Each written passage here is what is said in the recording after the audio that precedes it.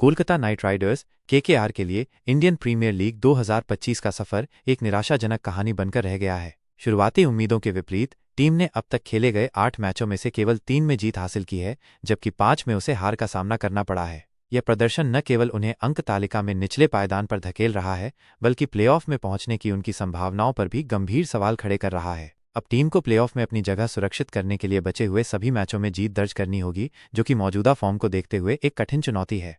इस सीजन में केकेआर के खराब प्रदर्शन का सबसे बड़ा कारण उनके उन स्टार खिलाड़ियों का सामूहिक रूप से विफल होना है, जिन पर टीम प्रबंधन ने सबसे ज्यादा भरोसा जताया था और जिनके लिए उन्होंने नीलामी और रिटेंशन में भारी भरकम रकम खर्च की थी। इन बड़े नामों का प्रदर्शन उम्मीदों के अनुरूप नहीं रहा है, जिसके कारण टीम का संतुलन बिगड़ गया है और उसे लगातार हार का सामना करना पड़ रहा है।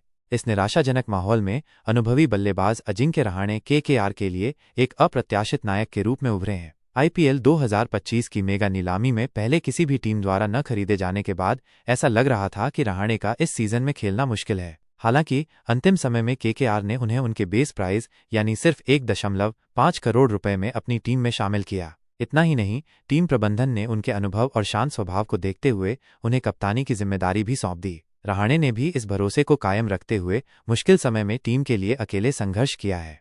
अजिंक्य रहाणे इस सीजन में केकेआर के लिए संकटमोचक साबित हुए हैं। कई मौकों पर जब टीम के अन्य बल्लेबाज लड़खड़ाते दिखे तो रहाणे ने अपनी संयमित और प्रभावी बल्लेबाजी से टीम को संभाला। उनके बल्ले से निकले रन न केवल महत्वपूर्ण मौकों पर टीम को स्कोरबोर्ड पर सम्मानजनक स्थिति तक पहुंचाने में मददगार साबित हुए हैं, बल्कि उन्होंने युवा खिलाड़ियों को भी प्रेरित किया है। इस सीजन के 8 मैचों में रहाणे ने 146.48 के प्रभावशाली स्ट्राइक रेट से 271 रन बनाए हैं, जिसमें 3 शानदार अर्धशतक शामिल हैं। यह आंकड़े दर्शाते हैं कि कम कीमत में खरीदे जाने के बावजूद रहाणे टीम के लिए कितना महत्वपूर्ण योगदान दे रहे हैं। दूसरी ओर केकेआर के 3 सुपरस्टार खिलाड़ी वेंकटेश अय्यर, रिंकू सिंह और आंद्रे रसेल इस सीजन में अपनी क्षमता के अनुसार प्रदर्शन करने में पूरी तरह से नाकाम रहे हैं। इन तीनों खिलाड़ियों को टीम का मजबूत स्तंभ माना जाता था और इन पर फ्रेंचाइजी ने दिल खोलकर पैसा खर्च किया था। मेगा नीलामी में वेंकटेश अय्यर को केकेआर ने 23.75 करोड़ रुपए की भारी रकम देकर अपने साथ जोड़ा था। उनसे उम्मीद थी कि वह टीम के लिए मध्यक्रम में एक महत्वपूर्ण बल्लेबाज की भूमिका निभाएंगे, लेकिन अब तक खेले गए 8 मैचों में उनका प्रदर्शन उनकी कीमत के साथ बिल्कुल भी न्याय नहीं कर पाया है। अय्यर ने इस सीजन में सिर्फ 22.50 की औसत से 135 रन बनाए हैं, जो टीम के लिए एक बड़ा झटका है।